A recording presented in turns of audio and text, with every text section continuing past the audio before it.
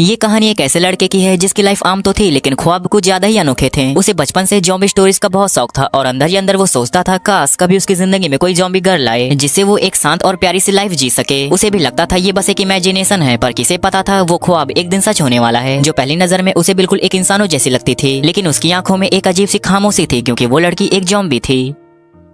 कहानी की शुरुआत होती है और हमें दिखाया जाता है कि रात बहुत गहरी हो चुकी थी। एक बड़ा खाली घर और उसमें एक लड़का कुछ कर रहा होता है और यही इस एनिमे का मेन प्रोटैगनिस्ट है। और तभी उसे किसी के कदमों की आहट सुनाई देती है। उसके बाद वो खिड़की से झांकता है और देखता है एक लड़की, और ये लड़की इस एनिमे की फीमेल प्रोटैगनिस्ट है। वो धीरे धीरे चलते हुए एक पुराने कुएं के पास पहुंच जाती है। दूसरी तरफ वो लड़का जो कि छत से ये सब चुपचाप देख रहा होता है। अचानक वो लड़की कुएं के अंदर झांक कर जोर से चिल्लाती है नहीं, और यहीं पर ये सीन कट हो जाता है। अब नेक्स्ट सीन में हमें एक लड़की दिखती है जो कि बुरी तरह चीख रही होती है क्योंकि उसके पीछे जॉम्बिस पड़े होते हैं। दूसरी ओर वही लड़का जो टीवी पे ये सब देख रहा होता है। मेरा नाम फुरिया चिहिरो है और मैं हाई स्कूल के फर्स्ट ईयर में हूँ और मुझे जॉम्बिस बहुत ही ज्यादा पसंद हैं। फिर हमें चिहिरो का कमरा दिखाया जाता है जहाँ चारों तरफ जॉम्बिस डीवीडीज, मर्चेंडाइज और खिलौने रखे हुए होते हैं। मैं हमेशा से चाहता था कि मेरा रोमांटिक एनकाउंटर किसी जॉम्बी लड़की के साथ हो। उसके बाद स्कूल में चिहिरो अपने दोस्त को ये सब बता रहा होता है। जॉम्बी तुम्हें क्यों पसंद आता है? एक दोस्त हंसकर कहता है शायद तुझे उन पर दया आती हो, लेकिन चिहिरो कहता है मुझे नहीं पता, बस मुझे जॉम्बिस बहुत ही ज्यादा पसंद है। इसके बाद हमें एक टेम्पल दिखाया जाता है। मेरी फैमिली इस टेम्पल को संभालती है और ये है मेरे ग्रैंडपा जो गोरू, ये है मेरे डैड डो और ये इस टेम्पल के हेड प्रीस्ट हैं, और ये मेरी 12 साल की बहन मेरो है। उसके बाद चिहिरो बताता है कि उसके डैड सिर्फ सुबह का ब्रेकफास्ट बनाते हैं और बाकी पूरा घर मेरो संभालती है। और फिर उसकी बिल्ली बाबू की कहानी सामने आती है। बाबू एक स्ट्रीट कैट थी जो एक दिन हमारे टेंपल में आ गई और तब से वो हमारे परिवार का एक हिस्सा बन गई। लेकिन एक दिन बाबू का दर्दनाक एक्सीडेंट हो जाता है। बिल्ली की मौत से चिहिरो बहुत ही ज्यादा दुखी हो जाता है और वो उसे टेंपल के पीछे दफना देते हैं। बिस्तर पर लेटा हुआ चिहिरो अपने मन में सोचता है अगर कोई जीव समय से पहले मर जाए तो ये कितना दर्दनाक क्यों होता है। तभी उसे एक आइडिया आता है। उसके बाद चिहिरो अपनी पुरानी किताबें टटोलने लगता है और उसे एक पुरानी गुप्त किताब मिलती है जिसमें मरे हुए जीव को जिंदा करने का नुस्खा लिखा होता है। अब चिहिरो बाबू को कब्र से निकालता है, एक बॉक्स में रखता है और साइकिल उठाकर निकल पड़ता है। वो एक पुराने वीरान घर के पास पहुंचता है और कहता है यहाँ मुझे कोई डिस्टर्ब नहीं करेगा। उसके बाद वो दवाई बनाने की कोशिश करता है, लेकिन तभी उसे फिर से किसी के कदमों की आहट सुनाई देती है। खिड़की से झांककर वो देखता है वही लड़की छतरी लेकर कुएं के पास आ रही है। ये लड़की और कोई नहीं बल्कि सांका गर्ल्स एकेडमी के हेड मास्टर की बेटी रिया सांका होती है। चिहिरो उसे गौर से देखता है और सोचता है क्या ये आज फिर से चिल्लाएगी। रिया कुएं के पास जाती है और जोर से चिल्लाती है क्यों क्यों मैं सांका फैमिली में पैदा हुई। चिहिरो ये सब देख ही रहा होता है, तभी रिया कुछ ऐसा बोलती है जो उसे अंदर से हिला देता है। डैड प्लीज ये सब बंद कर दीजिए, हर साल मेरी न्यूड फोटो लेकर ये मत देखिए कि मैं कितनी बड़ी हो गई हूँ। ये सुनते ही चिहिरो के हाथ से जूस की बोतल गिर जाती है और रिया एकदम सहम जाती है। फिर धीरे धीरे उसकी नजर ऊपर खिड़की की तरफ जाती है और वहाँ चिहिरो खड़ा होता है। उसके बाद दोनों की नजरें मिलती है और इसी के साथ सीन यहीं पर कट हो जाता है। अब चिहिरो और रिया एक कमरे में आमने सामने बैठे होते हैं और चिहिरो कुछ कहने ही वाला होता है, लेकिन तभी रिया अचानक उसके ऊपर झुककर बोलती है मैं कुछ भी करने के लिए तैयार हूँ, लेकिन प्लीज आज जो तुमने देखा है वो किसी को मत बताना। उसके बाद चिहिरो सोच में पड़ जाता है और कहता है तो क्या जो मैंने कल देखा था वो मैं किसी को भी बता सकता हूँ। रिया हैरान हो जाती है और कहती है क्या तुमने मुझे कल भी देखा था। उसके बाद रिया फिर से बोलती है मैं मरना चाहती हूँ और किसी भी रूप में फिर से रिबॉर्न होना चाहती हूँ। ये सुन के चिहिरो जवाब देता है तुम्हारे जैसे अमीर लोगों की लाइफ में भी प्रॉब्लम होती है हाँ। इसके बाद रिया उसे पूछती है क्या तुम यहाँ कल चिल्लाने आए थे, लेकिन चिहिरो धीरे से जवाब देता है नहीं मैं यहाँ किसी को जिंदा करने का नुस्खा आजमाने आया हूँ। ये सुनकर रिया हैरान रह जाती है और कहती है क्या सच में ये पॉसिबल है। चिहिरो कहता है अगर ये सफल हुआ तो जो भी जिंदा होगा वो एक जॉम्बी में होगा। ये सुनने के बाद रिया चिहिरो से कहती है मैं भी तुम्हारी मदद करना चाहती हूँ। और ये सुन के चिहिरो थोड़ा चौंक जाता है और कहता है तुम हाई क्लास की लड़की। रिया कहती है मुझे कभी भी पालतू जानवर रखने की इजाजत नहीं मिली, लेकिन मैं हमेशा से एक साथी चाहती थी जिसे मैं प्यार कर सकूं। ये सुनने के बाद चिहिरो थोड़ा सोचता है और फिर कहता है ठीक है तुम मेरी मदद कर सकती हो। रिया हल्का सा मुस्कुराती है और कहती है तो कल भी यहाँ आओगे है ना। चिहिरो उसे देखता है और सोचता है मैंने कभी ऐसा नहीं सोचा था कि मेरी जिंदगी में कुछ ऐसा होगा। तभी अचानक एक तेज लाइट चमकती है और अगले ही पल हमें रिया दिखाई देती है, लेकिन अब वो जॉम्बी बन चुकी है। नेक्स्ट सीन में चिहिरो उस मेडिसिन को बनाने में फेल हो जाता है और वो ऑलमोस्ट गिव अप करने ही वाला था। चिहिरो कहता है अब शायद मुझसे ये नहीं हो सकता, लेकिन तभी रिया उसे बिल्डिंग के नीचे पड़े हुए हब्स के ट्रिक के बारे में बता देती है। उन हब्स को लेने के चक्कर में रिया नीचे गिरने वाली होती है, पर चिहिरो उसे पकड़ लेता है और कहता है क्या तुम पागल हो अगर गिर जाती तो। जिसके बाद हब्स मिल जाते हैं और चिहिरो फाइनली मेडिसिन बना लेता है और रिया थोड़ी सी मेडिसिन अपने पास रख लेती है जैसे उसे कुछ फील हो रहा हो। जिसके बाद चिहिरो बाबू को मेडिसिन पिलाता है लेकिन कुछ भी नहीं होता। वो डिसअपॉइंट हो जाता है और डिसाइड करता है कि वो बाबू को वापस से बुरी कर देगा। उससे पहले वो रिया को अपनी साइकिल पर बिठाकर घर ड्रॉप कर देता है और वहीं पर रिया के डैड डेनियल उसे देख लेते हैं। घर लौटने के बाद चिहिरो अपनी कजन रैंको से मिलता है और वो बोलती है तुम्हारे बॉक्स में जरूर कुछ खास होगा। चिहिरो घबरा जाता है क्योंकि बॉक्स में बाबू की डेड बॉडी होती है, लेकिन जैसे रैंको बॉक्स खोलती है और बाबू खुद ही बाहर निकल आता है और वहाँ से भाग जाता है। ये देखने के बाद चिहिरो शॉक होकर बोलता है ये क्या हो रहा है। नेक्स्ट सीन में रिया के डैड रिया को सजा देते हैं कि ना ही वो घर से बाहर जा सकती है और ना ही स्कूल। ये सब सुनकर रिया बहुत ही ज्यादा हर्ट हो जाती है और वो अपनी बची हुई मेडिसिन को पी लेती है ताकि वो खुद को खत्म कर सके। अगली सुबह जब उसकी आंख खुलती है तो वो शॉक रह जाती है क्योंकि अभी वो जिंदा होती है। वो नीचे जाकर सुन लेती है कि उसके डैड ने अपने बटलर को चिहिरो को सबक सिखाने के लिए भेजा है। रिया बहुत ही ज्यादा डर जाती है और वो कहती है नहीं मैं चिहिरो को कुछ नहीं होने दूंगी। उसके बाद वो घर से भाग जाती है और नेक्स्ट सीन में हमें दिखाया जाता है कि चिहिरो अपने प्यारे बाबू को ढूंढ रहा होता है। तभी उसे पता चलता है कि वो एक जॉम्बी कैट बन चुकी है, जिसपे रैंको कहती है ये बिल्ली अब एक जॉम्बी बन चुकी है। ये सुनने के बाद चिहिरो हैरानी से बोलता है इम्पॉसिबल, ये कैसे हो सकता है। तभी बाबू वहाँ से भाग जाता है और चिहिरो उसके पीछे निकल निकल जाता है और इसी वजह से वो आज का स्कूल मिस कर देता है। नेक्स्ट सीन में रिया स्कूल में चिहिरो को ढूंढती है लेकिन वो उसको नहीं मिलता, तो वो दूसरी जगहों पर सर्च करने के लिए निकल जाती है। तभी वही बटलर उसे देख लेता है और उसके बाप को कॉल कर देता है। नेक्स्ट सीन में रिया बिल्डिंग के पास पहुंच जाती है और उधर चिहिरो बाबू को वही हब्स खाते हुए देख लेता है और तभी उसे ऊपर से रिया की आवाज सुनाई देती है और रिया चिल्लाती हुए कहती है चिहिरो। और ठीक उसी वक्त डेनियल और उसका बटलर वहाँ पहुंच जाते हैं। डेनियल गुस्से में कहता है अगर तू एक अच्छी बच्ची बनकर मेरे साथ घर वापस चलेगी तो मैं तुझे कुछ नहीं करूंगा। लेकिन रिया को ये बात पता होती है कि अगर वो वापस घर चली गई तो उसकी जिंदगी फिर से वैसी हो जाएगी जैसे वो पहले थी, जो उसे बिल्कुल नहीं पसंद है। तो अब फाइनली रिया अपने फादर को साफ कह देती कि मैं आपके साथ घर वापस नहीं जाना चाहती। ये सुनने के बाद उसका फादर डेनियल बहुत ही ज्यादा गुस्से में आ जाता है और उसे जबरदस्ती खींचते हुए घर ले जाने लगता है। तभी वहाँ बाबू आ जाता है और रिया को प्रोटेक्ट करने की कोशिश करता है। बाबू को देखकर रिया बहुत ही ज्यादा खुश हो जाती है, लेकिन तभी डेनियल की नजर एक गंदी कैट पर पड़ती है जो रिया के पास खड़ी होती है और उसे देखकर डेनियल फिर से गुस्से में आ जाता है और वो कैट पर हमला कर देता है। ये सब देखकर रिया बाबू को बचाने की कोशिश करती है, लेकिन इसी चक्कर में वो खुद पहाड़ से नीचे गिर जाती है। डेनियल ये सब देखकर शॉक्ड रह जाता है क्योंकि वो नहीं चाहता था कि उसकी बेटी मर जाए। चिहिरो भी रिया को इस हालत में देखता है और उसे बचाने के लिए भागता है, लेकिन तब तक बहुत ही ज्यादा देर हो चुकी थी। उसकी आंखों के सामने रिया की बॉडी बिल्कुल लाइफलेस पड़ी होती है और उसे मरते हुए देखकर चिहिरो पूरी तरह टूट जाता है। तभी बाबू रिया की बॉडी को लिक करता है और अचानक रिया फिर से अपनी आंखें खोल देती है। उसके बाद वो अपने पैरों पे खड़ी हो जाती है और चिहिरो एकदम शॉक्ड रह जाता है। उसे पता नहीं था कि रिया ने भी उस मेडिसिन को पी लिया था। रिया उसके पास आकर कहती है मैं तुम्हारे साथ रहना चाहती हूँ और चिहिरो बिना सोचे समझे मान जाता है। और ये सारी चीजें डेनियल और उसका बटलर छिप के देख रहे होते हैं और डेनियल को अब यकीन हो चुका था कि उसकी बेटी अब इंसान नहीं रही, वो एक ज़ॉम्बी बन चुकी है। डेनियल को बहुत ही ज्यादा गिल्ट होता है कि उसने अपनी बेटी को ऐसे ही पहाड़ से नीचे गिरा दिया और अब वो उसे आसानी से नहीं जाने देगा। जिसके बाद हमें पता चलता है कि डेनियल अपनी बेटी से कुछ ज्यादा ही ऑब्सेस्ड होता है। दूसरी तरफ चिहिरो रिया को अपने घर ले आता है और रिया उसके घर आकर बहुत ही ज्यादा खुश हो जाती है। उसके बाद वो कहती है फाइनली मुझे अपने पापा की जेल से आजादी मिल गई। लेकिन चिहिरो बहुत ही ज्यादा परेशान रहता है क्योंकि रिया अब एक ज़ॉम्बी बन चुकी थी। उसका दिल अब धड़कना बंद हो गया था और उसकी बॉडी अब ठंडी हो चुकी थी। लेकिन रिया को खुद में आया ये चेंज बहुत ही ज्यादा पसंद आता है क्योंकि अब वो बाबू से बात कर सकती थी और उसे ये भी समझ आता है कि चिहिरो उसे लेकर कितना ज्यादा ऑब्सेस्ड है। रिया फिर उसके पास आकर कहती है तुम मुझे बहुत ही ज्यादा पसंद करते हो ना जब से मैं ज़ॉम्बी बन गई हूँ। ये सुनकर चिहिरो ब्लश करने लगता है क्योंकि रिया अब उसकी ड्रीम गर्ल बन चुकी होती है। जिसके बाद दोनों एक दूसरे के काफी क्लोज आ जाते हैं और दोनों एक दूसरे को किस करने वाले होते हैं, लेकिन तभी वहाँ रैंको आ जाती है। रैंको को देखते ही चिहिरो तुरंत उसे रोकने के लिए भागता है ताकि वो रूम के अंदर ना आ पाए। दूसरी तरफ रिया अपने मन में सोचती है ये मैं क्या करने जा रही थी, मैं तो उसे किस नहीं बल्कि बाइट करने वाली थी। इधर रैंको चिहिरो के घर बाबू के बारे में बात करने आई थी कि वो अब कैसा है। जिसके बाद चिहिरो से थोड़ी दूर ले जाता है जहाँ वो लोग आराम से बात कर सके। तभी वहाँ चिहिरो का एक दोस्त आ जाता है और वो कहता है मुझे नहीं पता था कि तू रिया के साथ डेटिंग कर रहा है। ये सुनकर चिहिरो थोड़ा ब्लश करता है और कहता है नहीं यार ऐसा कुछ नहीं है, मैं उसके साथ डेटिंग नहीं कर रहा। जिसके बाद हम देखते हैं कि रैंको रिया के बारे में सुनकर थोड़ा जेलस फील करती है। दूसरी तरफ रिया चिहिरो का काफी देर से वेट कर रही होती है और उसे लगता है कि घर में कोई नहीं है तो वो नहाने चली जाती है। जब वो तौल लेने के लिए बाहर आती है तभी चिहिरो के ग्रैंडपा वहाँ आ जाते हैं और वो दोनों एक दूसरे को देख काफी घबरा जाते हैं। उसके बाद रिया किसी तरह ग्रैंडपा को धक्का देकर चिहिरो के रूम में छुप जाती है। अब नेक्स्ट सीन में रात हो जाती है। चिहिरो जब घर वापस आता है तो देखता है कि रिया बिना कपड़ों के फ्लोर पर पड़ी है। उसे तुरंत समझ आ जाता है कि रिया अपनी बॉडी को मूव नहीं कर पा रही है। अगर उसका ठीक से ध्यान नहीं रखा गया तो उसकी बॉडी पूरी तरह हार्ड हो जाएगी, एक नॉर्मल ज़ॉम्बी की तरह। अब चिहिरो उसे बेड पर लेटा देता है और रूम का टेम्परेचर कम कर देता है। चिहिरो रिया को ठीक करना चाहता है इसलिए वो अपनी सिस्टर रैंको के पास जाकर एक पुरानी बुक ले आता है जिसमें ज़ॉम्बीज के बारे में लिखा होता है, लेकिन उस बुक में इंफॉर्मेशन बहुत ही ज्यादा कम होती है। और अब तक चिहिरो ने अपने घर वालों को ये भी नहीं बताया कि उसने अपने रूम में एक ज़ॉम्बी पाल रखा है। जिसके बाद कुछ दिन और गुजर जाते हैं। उसके बाद चिहिरो को पता चलता है कि वो ज़ॉम्बी वाली बुक एक्चुअली और किसी ने नहीं बल्कि ग्रैंडपा ने लिखी होती है, लेकिन अब उनकी एज ज्यादा हो चुकी है इसलिए उन्हें कुछ याद नहीं कि उसका सोल्यूशन क्या है। उसी समय रैंको भी चिहिरो से मिलने के लिए उसके घर आ जाती है। उसके बाद दोनों बात करते हैं, लेकिन बात खत्म होने के बाद रैंको चुपके से चिहिरो के रूम में जाती है ज़ॉम्बी वाला बुक चुराने के लिए। लेकिन तभी उसे पता चलता है कि चिहिरो ने अपने रूम के अंदर एक लड़की छिपा कर रखी है और जैसे ही उसकी नजर रिया पे पड़ती है तो वो शॉक्ड रह जाती है। फिर रिया उसके ऊपर जम करके उसकी बॉडी को चाटने लगती है। रिया उसे देखते ही पहचान लेती है कि ये तो इस शहर की रेजो फैमिली की लड़की है और रिया की हरकत देखकर रैंको को भी साफ समझ आ जाता है कि ये लड़की अब एक ज़ॉम्बी बन चुकी है। जिसके बाद रैंको की आवाज सुनकर चिहिरो तुरंत उसके रूम की तरफ भागता है और जैसे चिहिरो रूम का दरवाजा खोलता है रिया तुरंत उसे देखकर उसे सीधा किस कर लेती है। ये सब देखकर रैंको काफी चौंक जाती है और गुस्से में चिहिरो से कहती है तुम एक ज़ॉम्बी के साथ आखिर क्या कर रहे हो। चिहिरो उसे सब कुछ समझाता है कि रिया ने जो मेडिसिन खाई थी उसी की वजह से वो ह्यूमन से ज़ॉम्बी बन गई है। इधर रिया की नजर बाबू पर पड़ती है जो उसके पीछे पीछे चल देती है। चिहिरो ये सब देखे फौरन उसके पीछे भागता है। वहाँ जाके वो देखता है कि बाबू और रिया दोनों हीलिंग मैजिक वाले एक खास पत्ते को खा रहे हैं। उस लीफ को खाते ही रिया धीरे धीरे अपने ह्यूमन फॉर्म में वापस आने लगती है। तभी वहाँ चिहिरो के ग्रैंडपा भी आ जाते हैं। वो चिहिरो को बताते हैं कि जिन लोगों ने वो मेडिसिन ली थी और ज़ॉम्बी बन गए थे उनके लिए ये लीफ खाना बहुत ही ज्यादा जरूरी है, नहीं तो वो दोबारा ह्यूमन फॉर्म में वापस नहीं आ सकते। उनके लिए स्पेशल ध्यान रखना पड़ेगा जैसे daily exercise, low temperature environment और डेली हाइपरटॉक्सिन क्लियर करने वाले ये लीव्स देना होगा। अब चिहिरो अपने ग्रैंडपा से परमिशन लेता है कि क्या वो रिया को अपने घर में रख सकता है, जिसपे उसके ग्रैंडपा मान जाते हैं क्योंकि वो बहुत ही ज्यादा काइंड हार्टेड पसंद थे। तो अब चिहिरो रिया को अपने घर लेकर आता है और उसका पूरा ऑब्जर्वेशन करता है। वो हर चीज नोट करता है कि रिया क्या कर रही है और वो कहाँ जा रही है। वहीं पर चिहिरो गलती से गिर जाता है और रिया उसके इंटीमेट पार्ट को चाटने लगती है। फिर कुछ देर बाद रिया उसे दोबारा किस कर देती है और ये सब रैंको देख लेती है और उसे बहुत ही ज्यादा बुरा लगता है क्योंकि रैंको बचपन से ही चिहिरो को पसंद करती थी। वो दोनों पहली बार मिले थे जब रैंको एक जगह खो गई थी और चिहिरो ने उसकी मदद की थी और उसी दिन से दोनों एक अच्छे दोस्त बन गए थे और धीरे धीरे रैंको चिहिरो को बहुत ही ज्यादा पसंद करने लगी थी। लेकिन जब उसे पता चला कि चिहिरो एक्चुअली उसका कजन है तो उसने उसने अपनी फीलिंग्स को दबाना शुरू कर दिया और उसे दूर रहने लगी। उसको ये भी नहीं पसंद था कि चिरो हर टाइम बस ज़ॉम्बी मूवीज देखता रहता था, इसलिए वो थोड़ा और डिस्टेंस बना के रहने लगी। ऐसे ही कुछ दिन और गुजरते हैं और रैंको के पेरेंट्स चिरो के घर के पास शिफ्ट हो जाते हैं और ऐसे ही दोनों एक पड़ोसन बन जाते हैं। अब दोनों फिर से साथ में टाइम बिताने लगते हैं और रैंको देखते कि चिरो हर वक्त घर पे ही होता है और बस ज़ॉम्बी मूवीज देखता है या फिर बाहर जाकर ज़ॉम्बी मूवी की चेजिंग करता है। एक दिन दोनों साथ घर वापस आ रहे होते हैं तो रास्ते में एक डॉग उन्हें परेशान करने लगता है, जिसे दोनों डर जाते हैं और रैंको तो वहीं रोने लगती है। चिरो भी डर जाता है लेकिन पास में पड़ी लकड़ी उठाकर वो डॉग को डरा देता है और वहाँ से भगा देता है। ये देखकर रैंको का दिल फिर से सॉफ्ट हो जाता है और वो फिर से चिरो को पसंद करने लगती है। चिरो के साथ ज्यादा टाइम बिताने की वजह से रैंको भी अब ज़ॉम्बी मूवी देखना शुरू कर देती है। एक दिन दोनों साथ में एक मूवी देख रहे होते हैं जिसमें एक फीमेल ज़ॉम्बी विलन होती है और एंड में उसकी डेथ हो जाती है। मूवी खत्म होने के बाद रैंको चिरो से पूछती है तुम्हें मूवी कैसी लगी, तो चिरो हंसते हुए कहता है काश उस हीरोइन की जगह कोई मेल लीड ज़ॉम्बी होता तो और भी ज्यादा मजा आता। ये सुनकर रैंको सैड हो जाती है और उसे रियलाइज होता है कि रिया जब तक चिरो की लाइफ में है वो कभी भी मेरे करीब नहीं आ पाएगा क्योंकि उसे ज़ॉम्बी बहुत ही ज्यादा पसंद है। अगले दिन रैंको और चिरो एक डिलीवरी पर जाते हैं। काम खत्म होने के बाद चिरो अपने घर वापस जाने लगता है लेकिन तभी रैंको उसका हाथ पकड़ लेती है और उसके पास जाकर उसे किस करने की कोशिश करती है, मगर चिरो उसे रोक लेता है और ये सब देखकर रैंको को बहुत बुरा लगता है और वो सैड होकर वहाँ से चली जाती है। उधर चिरो वापस रिया के पास आ जाता है और वो अब भी रिया के हर मूवमेंट्स को रिकॉर्ड कर रहा होता है क्योंकि रिया अब एक ज़ॉम्बी बन चुकी थी। उसे उसके हर मूवमेंट्स पर नजर रखनी पड़ती थी जैसे कि कोई रिसर्च चल रहा हो। कुछ दिन बाद चिरो सोचता है कि रिया के लिए एक नए कपड़े लाने चाहिए और रिया भी उसके साथ शॉपिंग पर चली जाती है। लेकिन इस बात की खबर जैसे रिया के डैड डेनियल को लगती है वो अपने बटलर को ऑर्डर देता है और कहता है मेरी बेटी को ढूंढकर वापस लाओ। अब जब शॉपिंग के दौरान चिरो को सामान लेने के लिए अंदर जाता है तो रिया बाहर अकेली खड़ी होती है। तभी वहाँ बटलर अपने गैंग के लोगों के साथ वहाँ आ जाता है और रिया को जबरदस्ती ले जाने की कोशिश करता है। लेकिन रिया नॉर्मल लड़की नहीं रही, वो एक ज़ॉम्बी थी और उसके अंदर सुपर पावर थी। वो अकेले ही सबको मार गिराती है और ये सब चिरो देखकर शॉक्ड रह जाता है। उसके बाद रिया खुद भी डर जाती है और उसे पता नहीं चलता कि उसने सबको कैसे हरा दिया। जैसे ही उसकी नजर चिरो पर पड़ती है वो तुरंत उसके पास जाकर उसे हक कर लेती है। उधर रिया के फादर ने एक और बैकअप प्लान पहले से रेडी कर रखा था कि अगर रिया ना मिले तो चिरो को किडनैप कर लो, और जैसा कि उसने प्लान किया था एकदम वैसा ही होता है, चिरो को किडनैप कर लिया जाता है। अब सीन कट होता है चिरो की छोटी बहन मेरो पर। वो बहुत स्मार्ट लड़की थी और उसकी मॉम पहले से इस दुनिया से जा चुकी थी और मेरो अपनी मॉम से बहुत ही ज्यादा प्रेम करती थी। मॉम के जाने के बाद उसने घर की सारी जिम्मेदारी खुद संभाल ली थी। जब से चिरो ने रिया को घर लाया था तब से मेरो को लग रहा था कि रिया की फीलिंग्स बिल्कुल उनकी मॉम जैसी है, बहुत काइंड और सॉफ्ट नेचर वाली। मेरो को भी ज़ॉम्बीज में बहुत इंटरेस्ट था। वो अपनी फ्रेंड से ज्यादातर ज़ॉम्बीज वाली बातें ही किया करती थी। एक दिन उसकी एक फ्रेंड बताती है कि मुझे लगता है कि हमारी इंग्लिश वाले टीचर एक ज़ॉम्बी है, वो हमेशा अपने पास एक रॉ मीट रखती है। अब इस बात की सच्चाई पता करने के लिए मेरो और उसकी फ्रेंड उस टीचर पर नजर रखने लगती हैं और फाइनली उन्हें पता चलता है कि उनकी टीचर ज़ॉम्बी नहीं बल्कि उन्होंने एक बेबी क्रोकोडाइल पाल रखा है। वो उसे घर पर अकेला नहीं छोड़ सकती थी इसलिए उसे स्कूल लेकर आती थी और जो रॉ मीट वो लाती थी वो उसी क्रोकोडाइल को खिलाती थी। अब सबको समझ आता है कि उनकी टीचर ज़ॉम्बी नहीं है। तभी मेरो की एक और दोस्त उसे बताते कि जब मैं स्कूल जाती हूँ ना तो मुझे घर के पास हड्डियों की बदबू आती है, मुझे ऐसा लगता है कि उस घर में मुर्दों को खाया जाता है। ये सब सुन के सभी के होश उड़ जाते हैं और फिर शुरू होती है जांच। जब वो लोग घर के पास पहुंचते हैं तो उन्हें पता चलता है कि वहाँ एक अजीब सा आदमी रहता है। वो आदमी नए नए डिशेस बनाने के लिए कुछ अजीब स्मेल्स का इस्तेमाल करता है। सब मिलकर उस डिश को टेस्ट करते हैं और हैरानी की बात ये होती है कि वो डिश उन्हें बहुत ही ज्यादा पसंद आती है। अब मेरो सभी को बताती है कि मेरे घर में एक ज़ॉम्बी है जिसे मेरा भाई चिहिरो लेकर आया है, लेकिन उसकी बात पे कोई भरोसा नहीं करता और सब लोग वहाँ से चले जाते हैं। जब मेरो घर लौटती है तो वो देखते कि उसके घर में बहुत सारे हाइपोटॉक्सिन के पेड़ लग चुके हैं। ये देखकर उसे अपनी माँ की याद आ जाती है क्योंकि उन्हें भी हाइपोटॉक्सिन के पत्ते बहुत पसंद थे। मेरो उस पल को याद करती है जब वो बीमार थी और उसकी माँ ने उसके सिर पे हाथ रखती थी और उनका हाथ हमेशा ठंडा रहता था। ये सब याद करके वो अपनी माँ के कब्र पर पहुंचती है जहाँ रिया पहले से मौजूद होती है। रिया को देखकर मेरो को अपनी माँ की झलक दिखती है और वो थोड़ी सी शर्मा जाती है। रिया फिर उसके सिर पर हाथ रखती है और उसका हाथ भी बहुत ही ज्यादा ठंडा होता है। मेरो अपने मन में सोचती है ये तो बिल्कुल मेरी माँ की तरह है। जिसके बाद वो दोनों धीरे धीरे एक दूसरे के करीब आने लगते हैं। दूसरी ओर हम चिहिरो को देखते हैं जिसे डेनियल ने अपने घर में कैद कर रखा होता है। तभी डेनियल की दूसरी पत्नी सीना उसके पास आती है और कहती है उस लड़की रिया की वजह से आज तक मेरे पति ने मुझे छुआ तक नहीं है। अब हमें फ्लैशबैक का एक सीन दिखाया जाता है जहाँ डेनियल एक शानदार स्वॉर्ड स्मिथ होता है और शहर के सबसे अमीर फैमिली से ताल्लुक रखता है, लेकिन एक दिन वो एक मुकाबला हार जाता है और डिप्रेशन में चला जाता है। तभी उसके पास एक नॉर्मल लड़की रून आती है और वो कहती है जिंदगी में बार बार मौके आते रहते हैं, एक छोटी हार से हार मान लेना ठीक नहीं है। उसकी बातें डेनियल को बहुत पसंद आती है और वो अगले ही दिन उसके पास शादी का प्रपोजल लेकर पहुंच जाता है, लेकिन रूना पहले मना करने लगती है। पर जब डेनियल अपने फैमिली से लड़कर उसे अपनाता है तो दोनों की शादी हो जाती है। कुछ समय बाद उनकी एक बेटी होती है रिया, लेकिन बच्चे के जन्म के कुछ समय बाद रूना इस दुनिया को अलविदा कह देती है। इसके बाद डेनियल टूट जाता है, लेकिन उसे संभालती है उसकी मेड सीना जो पहले से उससे प्यार करती थी। वो डेनियल का पूरा ध्यान रखती है और वो धीरे धीरे फिर से नॉर्मल हो जाता है। डेनियल को अपनी बेटी रिया में रूना की छवि दिखती है और वो सीना से बाद में शादी कर लेता है। शादी के बाद सीना सोचती है कि कुछ दिनों बाद डेनियल उसे भी प्यार करने लगेगा, लेकिन ऐसा कुछ नहीं होता। डेनियल का प्यार सिर्फ अपनी बेटी रिया के लिए होता है। अब सीना चिहिरो को सेड्यूस करने की कोशिश करती है, लेकिन चिहिरो उसे दूर धक्का दे देता है, जिससे सीना गिर जाती है और रोते हुए कहती है आखिर मुझ में क्या कमी है। तभी एक और मेड आती है और चिहिरो को डेनियल के पास ले जाती है। वहाँ डेनियल उसे रिया के बचपन से अब तक की सारी फोटो दिखाता है और कहता है मेरी बेटी से मैं जितना प्यार करता हूँ उतना कोई नहीं कर सकता।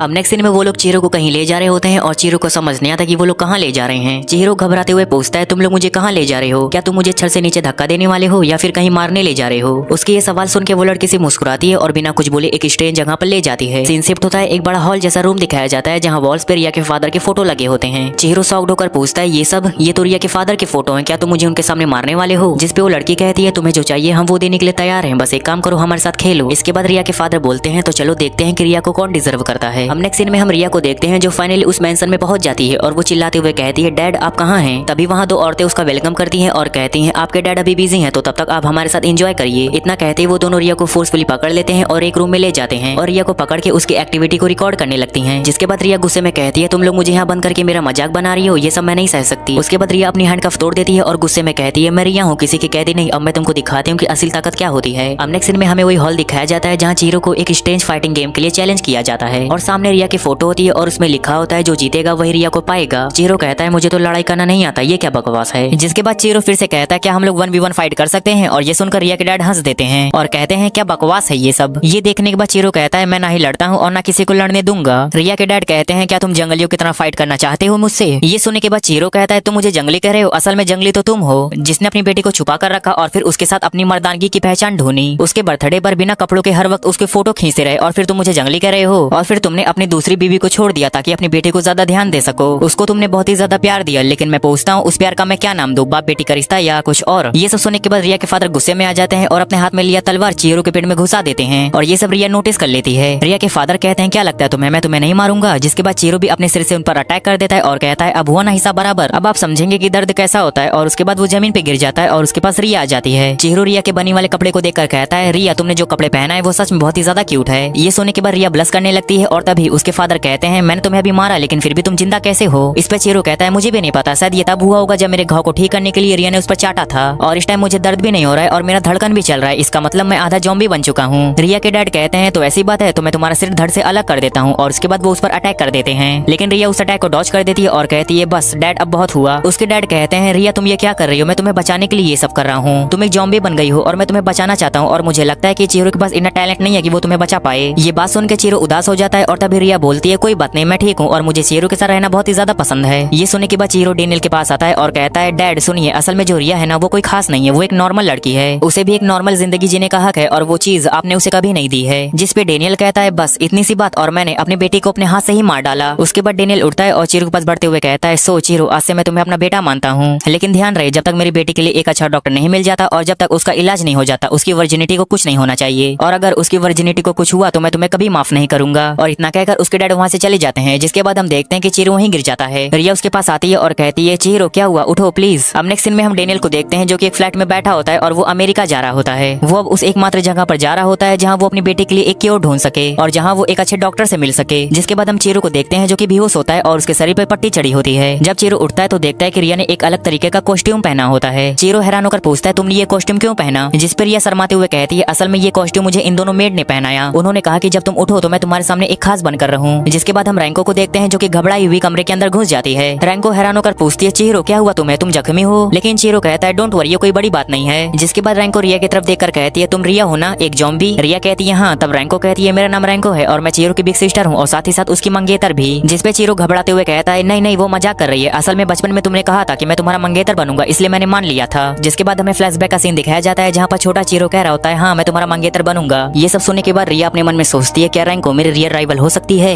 नेक्स्ट सीन में चिहिरो और रिया एक जगह बैठे होते हैं और तभी चिहिरो कहता है क्या तुम्हें पता है रिया मुझे यहाँ कर बहुत ही अच्छा लगता है। रिया मुस्कुराते हुए कहती है हाँ ये जगह जैसे सब कुछ भूल जाने देती है। नेक्स्ट सीन में दोनों घर जाते हैं और उनकी नजर एक नोटिस बोर्ड पर पड़ती है जिसमें लिखा होता है फायर फेस्टिवल। ये देखने के बाद रिया एक्साइटेड होकर कहती है फायर फेस्टिवल मैंने इसे कभी पास से नहीं देखा। जिसपे चिहिरो कहता है तो इस बार देख लो हम दोनों साथ में चलेंगे ठीक है। और रिया कहती है हाँ ठीक है। जिसके बाद हम अगले दिन का सीन देखते हैं जहाँ पर बारिश हो रही होती है और रिया और चिहिरो नहीं जा पाते। तब रिया कहती है ये कितनी बुरी बात है, क्या ये आज ही होना था। अगले दिन हम देखते हैं कि चिहिरो और उसके दोस्त स्कूल जा रहे होते हैं। तभी एक दोस्त कहता है क्या मुझे प्योर हार्टेड और एक अच्छी दिखने वाली लड़की नहीं मिलनी चाहिए। ये सुनने के बाद दूसरा दोस्त कहता है नहीं भाई तुझसे नहीं हो पाएगा, तू एक ठरकी टाइप का लड़का है। तभी हम देखते हैं कि वहाँ रैंको आ जाती है और वो बोलती है तुम लोग क्या बातें कर रहे हो। जिसपे वो दोनों लड़के कुछ नहीं बोल पाते और रैंको चिहिरो को मारने लगती है। अब नेक्स्ट सीन में हम देखते हैं कि रैंको बालकनी के पास खड़ी होती है और चिहिरो से बताता है कि कैसे वो और रिया कल फायर फेस्टिवल जाने का प्लान किए थे लेकिन उसी टाइम बारिश होने लगी थी। ये सुनने के बाद रैंको कहती है तो आज हम तुम्हारे घर के बाहर एक छोटा सा फायर फेस्टिवल मनाएंगे और रिया भी वहाँ पर आएगी। और ये सुनने के बाद चिहिरो शॉक हो जाता है और नेक्स्ट सीन में हम देखते हैं कि मेर और रिया को झाड़ू मारने से मना कर रही होती है और तभी हम देखते हैं कि वो झाड़ू टूट जाता है और इस पे रिया कहती है मुझे माफ कर देना मैं इसे अभी ठीक कर दूंगी। तभी वहाँ चिहिरो आ जाता है और रिया को देखकर कहता है कि मैंने तुम्हें मना किया था ना कि तुम धूप में मत निकलो। जिस पे रिया कहती है मुझे कुछ नहीं हुआ मैं बिल्कुल ठीक हूँ। फिर चिहिरो बताता है कि यहाँ रैंको आएगी फायरवर्क फेस्टिवल मनाने के लिए। ये सुनकर रिया उदास हो जाती है और अपने मन में सोचती है कि आज यहाँ रैंको आएगी वो भी अच्छे कपड़े पहनकर। अब नेक्स्ट सीन में हम देखते हैं कि रैंको वहाँ पहुंच जाती है और सबको हेलो कहती है। तब चीरो उसे बताता है कि रिया अपने कमरे में है। तब रैंको उसके पास जाकर उसको कपड़े पहनाने लगती है, जिसके बाद रैंको देखती है कि रिया के पेट में एक चोट लगी होती है। ये देख के रैंको कहती है यहाँ पर तो चोट लगी है, क्या मैं यहाँ पर युकाटा बांध सकती हूँ? इस पे रिया कहती है हाँ, वैसे भी मुझे कहाँ दर्द होने वाला है, मैं तो एक ज़ॉम्बी हूँ ना। उसके बाद युकाटा पहनाने के बाद रैंको उसे कहती है तुम बहुत ही ज्यादा सुंदर लग रही हो। उसके बाद वो फिर से कहती है मैं जानती हूँ कि तुम चीरो को पसंद करती हो और मैं भी, इसका मतलब हम दोनों राइवल हुए। रैंको फिर से कहती है कि अब से हम दोनों अपना बेस्ट देंगे और रिया भी मान जाती है और कहती है ठीक है, मुझे इससे कोई दिक्कत नहीं है। उसके बाद सभी लोग फेयरवर्क फेस्टिवल एंजॉय करते हैं और रिया चीरो से कहती है कि मैं बहुत ही ज्यादा खुश हूँ कि मुझे तुम्हारे साथ फेस्टिवल मनाने का मौका मिला। अब नेक्स्ट सीन में हमें अगले दिन का सीन दिखाया जाता है जहाँ रिया अपने घर आई होती है अपना सामान लेने के लिए, क्योंकि अब वो चीरो के साथ रहने वाली थी। जिसके बाद उसकी मॉम उसे रोकर कहती है तो अब तुम एक नॉर्मल लड़की की तरह रहने वाली हो, रोज स्कूल जाओगी और उस चीरो के साथ रहोगी। जिस पर रिया कहती है हाँ, और फिर वो बाहर चली जाती है। उसके बाद हम बाहर का सीन देखते हैं जहाँ चीरो उसका वेट कर रहा होता है और जब रिया बाहर आती है तो चीरो से पूछता है क्या तुम्हारी मॉम ने कुछ कहा था? जिस पर रिया कहती है नहीं। अब नेक्स्ट सीन में हमें वही पुराना वीरान होटल दिखाया जाता है जहाँ रिया और चीरो पहली बार मिले थे। जिसके बाद हम देखते हैं कि चीरो और रिया उसी होटल के अंदर बैठे होते हैं और रिया कहती है तुम्हें याद है ना, ये वही जगह है जहाँ पहली बार मिले थे। रिया आगे कहती है बस इतना डिफरेंस है कि मैं उस दिन एक लड़की हुआ करती थी लेकिन अब मैं एक ज़ॉम्बी हूँ। ये सुन के चीरो उठता है और कहता है तुम चिंता मत करो, तुम एक दिन एक नॉर्मल लड़की की तरह अपनी लाइफ एंजॉय करोगी। जिसके बाद हम देखते हैं कि रिया को कुछ होने लगता है और वो अचानक से चीरो को किस कर देती है और जिससे चीरो के मुंह से ब्लड निकलने लगता है। और इसी के साथ इस एनिमे का सीजन 1 यहीं पर एंड हो जाता है।